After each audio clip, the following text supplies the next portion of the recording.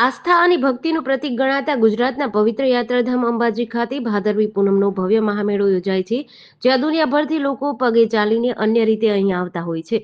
મા અંબાના દર્શન કરી પોતાની માનતા પૂરી કરે છે. આ વર્ષે 1 સપ્ટેમ્બર 7 સપ્ટેમ્બર સુધી અંબાજી ખાતે મા અંબાના ધામે ભાદરવી પૂનમનો મેળો યોજાશે, જેને લઈ સેવા કરતા કેમ્પના સંચાલકો સાથે જિલ્લા કલેક્ટર મિહિર પટેલ તેમજ મંદિરના વહીવટદાર કૌશિક મોદી અને અન્ય અધિકારીઓ દ્વારા એક બેઠક યોજાઈ હતી, જેમાં કેમ્પ લગાવવા દરમિયાન વિવિધ કઈ બાબતોનું ધ્યાન રાખવું તેમજ પડતી મુશ્કેલીઓ, પાણી, લાઇટ અને અન્ય પ્રશ્નો ઉપર સેવા કેમ્પના આયોજકો સાથે ચર્ચા વિચારણા કરાઈ હતી.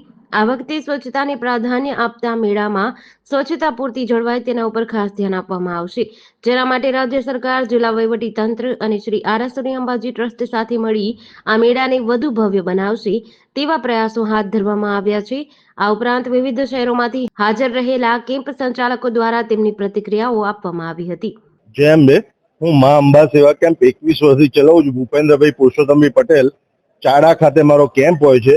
આજે હું આ મીટિંગમાં કલેક્ટર સાહેબ સાથે સંકલન હતું, એની અંદર અમે લોકોએ અમારા જે પ્રોબ્લેમ્સ હતા એની વાત કરીને અમને સારી એવી સમજ આપી છે. કેમ્પ કેવી રીતે કરવા, સેવા કેમ્પોની કેવી રીતે સ્વચ્છતા રાખવી, એ અમારા માટે મુદ્દો હતો ને એમના માટે બી મુદ્દો હતો. અને ફેસિલિટી મોર વધે અને પદયાત્રીઓને ફેસિલિટી મળે એ માટે તથા કચરાની ગંદકી ના થાય એ માટેની આ મીટિંગ હતી. ખૂબ જ આનંદ આવ્યો અને એમણે ખૂબ જ સારો રિસ્પોન્સ કર્યો છે.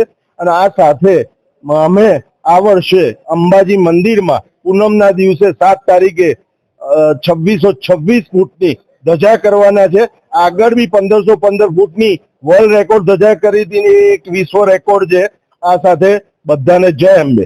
આજરોજ 1 સપ્ટેમ્બર થી 7 સપ્ટેમ્બર અંબાજી ખાતે ભાદરવી પૂનમના મહામેળાનું જે આયોજન થવાનું છે, તેના ભાગરૂપે સેવા કેમ્પોની એક મીટિંગ રાખવામાં આવી હતી.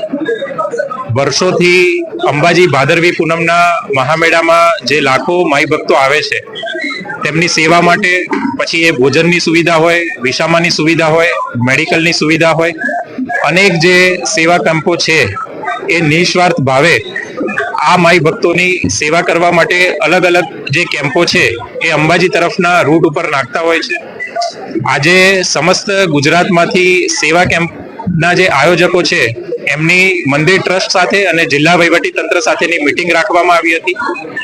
આ વખતે જે પણ એસઓપી નક્કી કરવામાં આવી છે, રજીસ્ટ્રેશનથી લઈને તમામ બાબતોની જાણકારી તેમને આપવામાં આવી હતી. ખાસ કરીને જે સ્વચ્છતા છે અને સ્વચ્છતા માટે શું સુવિધા ઊભી કરવામાં આવી છે એના ઉપર પણ વિશેષ ભાર આપવામાં આવ્યો હતો.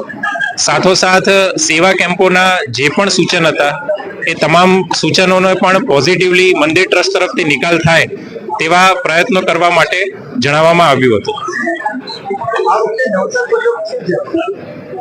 અંબાજી ભાદરવી પૂનમનો જે મહામેળો છે એ દર વર્ષે જેમ જેમ વર્ષો થતા જાય છે તેમ તેમ સરકાર તરફથી, મંદિર ટ્રસ્ટ તરફથી અને જિલ્લા વહીવટી તંત્ર તરફથી પણ એમાં સુવિધાઓ ઉમેરાતી જાય છે. આ વખતે વિશેષ જે સ્વચ્છતા છે એ સ્વચ્છતા ઉપર પણ માનનીય મુખ્યમંત્રીશ્રીએ પણ ભાર મૂકવા માટેની સૂચના આપી છે.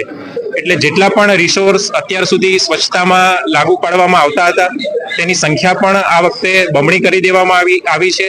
આ ઉપરાંત પણ ભાદરવી પૂનમનો મેળો આ વખતે વિશેષ બની રહે તેવા પ્રયત્નો જિલ્લા વહીવટી તંત્ર દ્વારા કરવામાં આવી રહ્યા છે. છેલ્લા 18 વર્ષથી દાતા ખાતે રતનપુર અમે કરીએ છીએ. આ સેવા કેમ્પમાં ભાદરવી પૂનમના જે પદયાત્રીકો ચાલીને દૂર દૂરથી આવે છે એ અમારી વિવિધ સેવાઓનો લાભ લે છે. સાથે સાથે આજે વહીવટી તંત્ર અને મંદિર ટ્રસ્ટ દ્વારા સેવા કેમ્પોના આયોજકોની જે મિટિંગ કરી હતી એમાં ઉપસ્થિત રહ્યા. એમાં વહીવટી તંત્ર અને મંદિર ટ્રસ્ટ દ્વારા અમારી સેવા કેમ્પોના આયોજકોને સારી એવી માર્ગદર્શન અને જે એસઓપી છે એની જાણકારી આપી, એ ફોલો કરી અને યાત્રિકોને અમે સેવા કરીશું વધુ.